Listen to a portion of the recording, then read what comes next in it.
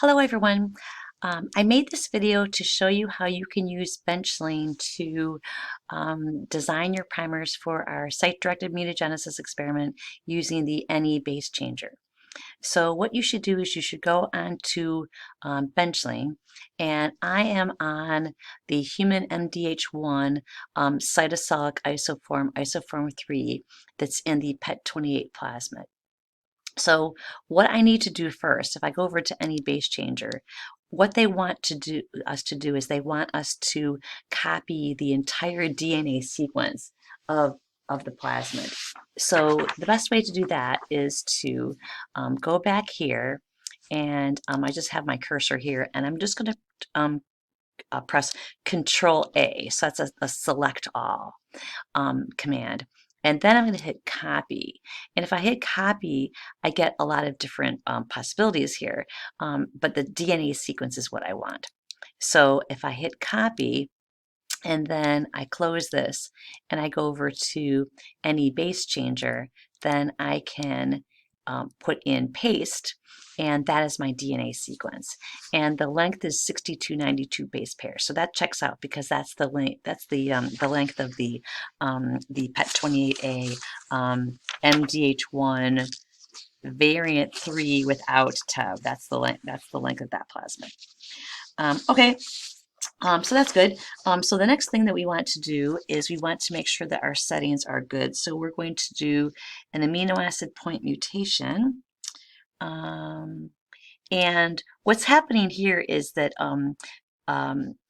NEB tries to translate the entire plasmid as if the entire plasmid is coding proteins, and that's actually not how it works. So what we need to do is we need to tell NEB where's the start of our gene.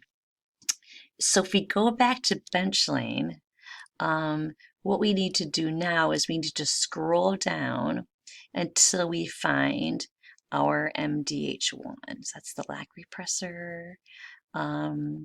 And no, not yet. There it is.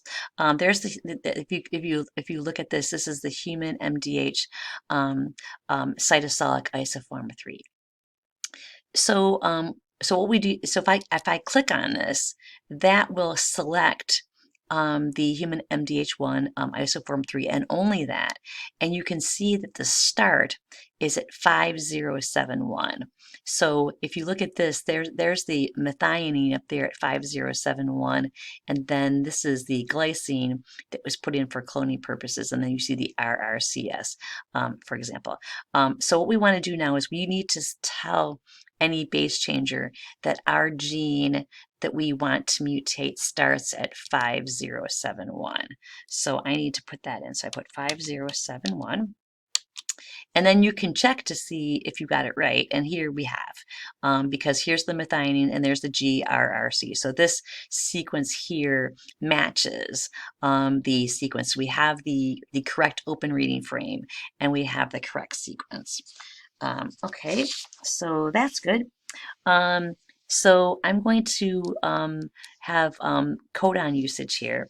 So the next thing I need to do is I need to enter the mutation. So what I've decided to do is I want to mutate serine 19, or at least that was serine 19 on some of the resources that I had. But because there's a methionine and then that extra glycine for cloning purposes, it turns out that my serine is actually right here. So what you should do to make sure you've selected the right residue is just to look around at these amino acids sequence right here and make sure that you are in the right place. So if I click on that, that tells me that's my serine that I want, and this is clearly serine 21. So if I go back to NEBaseChanger, I want serine 21 to be mutated to an aspartate. And then the rest thing that I do is I'm going to generate primers for NEBuilder, and there are my primers.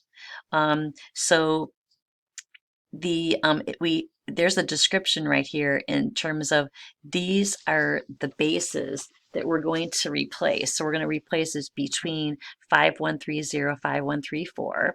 So if I go back here, there it is 5130 and 5134. So that checks out. And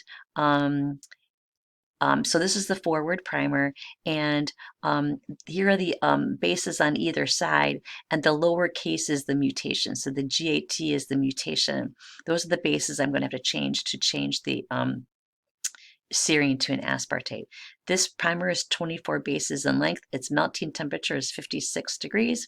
And if you look at the star right here, that's the annealing temperature. So if I use the NEB kit, which we're going to do, I will need to use an annealing temperature of 57 degrees. And this even tells me when I do the PCR what fragment length that I can expect.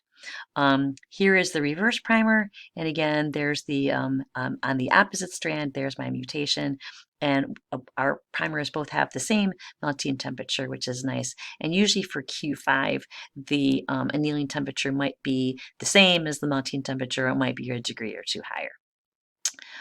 Okay, so the next thing that I can do is I can click on this where it says download all primers, and what I get is just a text box.